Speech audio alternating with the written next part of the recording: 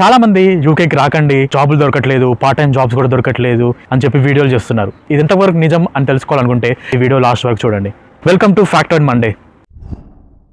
కొత్తగా వచ్చిన వాళ్ళంతా 2001 బాండ్, 2002 బాండ్ ఇలాంటి చిన్న పిల్లలు. ఇంటి దగ్గర గారాబం ఎక్కువైపోయి కొంచెం కష్టపడ్డా కూడా చాలా కష్టపడ్డామనే ఫీలింగ్ తోటి ఉంటున్నారు. ఆ రీజన్ తోటి కొంచెం ఎఫర్ట్స్ పెట్టినా కూడా మాకు జాబ్ రావట్లేదు అని ఫీల్ అయిపోతున్నారు. కానీ ఫ్యాక్ట్ అది కాదు.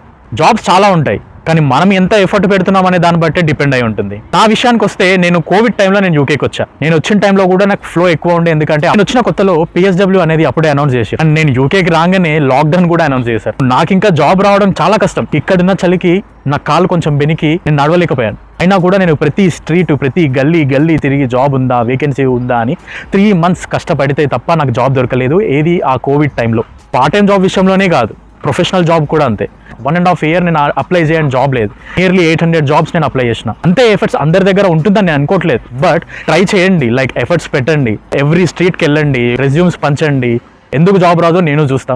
అంతేగాని జాబ్స్ దొరకట్లేదు రిటర్న్ వెళ్ళిపోండి, రాకండి యూకేకి. ఎఫర్ట్స్ పెట్టండి, దాని తగ్గ రిజల్ట్స్ మాత్రం మీరు చూస్తారు. ఎవరి కష్టం వాళ్ళది.